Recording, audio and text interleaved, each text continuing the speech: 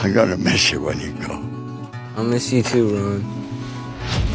But you're wrong if you think that the joy of life comes principally from human relationships.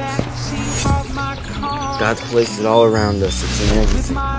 Anything we can experience. People just need to change the way they look at those things. From the roof of the world, nothing around, just the trees and the ground.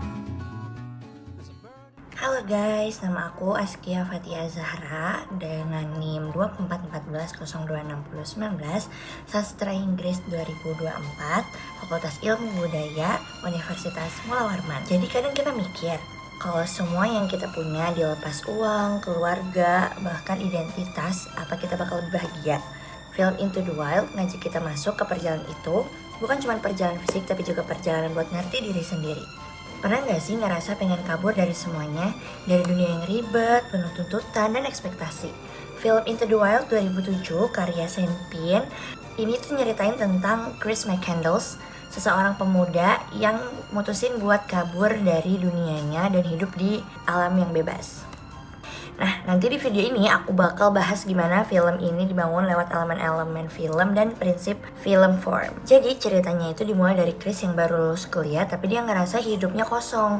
Tanpa bilang siapa-siapa, dia tuh nyumbangin uangnya, bahkan bakar sisa uangnya yang dia punya, lalu pergi menjelajah Amerika. Plot film ini non-linear, jadi maju mundur antara perjalanan dia ke Alaska dan masa lalu.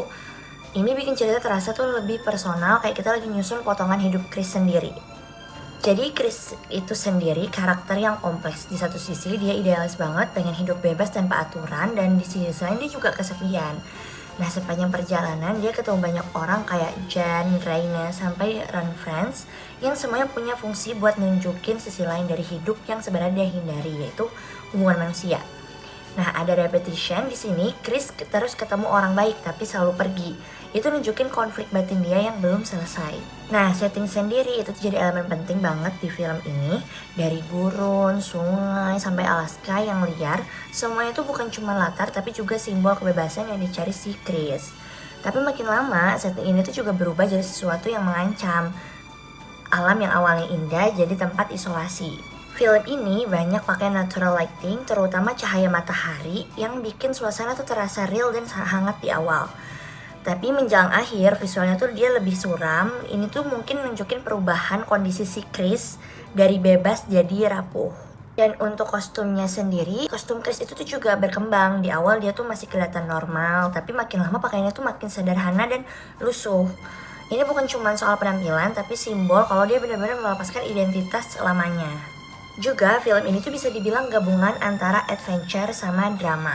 Secara konvensi, film petualangan ini biasanya tuh tentang penemuan diri, dan di sini tuh ada, tapi yang beda film ini tuh nggak sepenuhnya romantis. Ada disunity, karena realita yang dihadapi Chris tuh ternyata nggak seindah bayangannya. Pada akhirnya, Into the Wild tuh bukan cuma tentang kabur dari dunia, tapi tentang memahami arti hidup itu sendiri.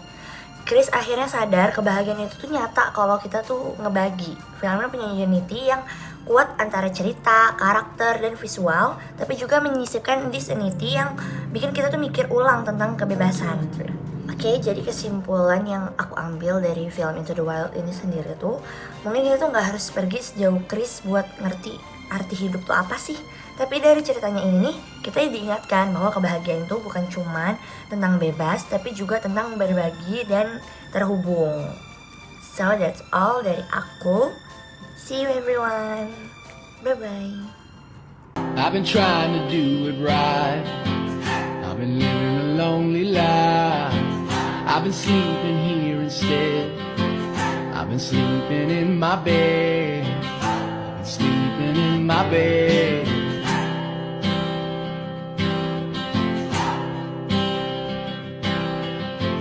So show me family, all the blood that I will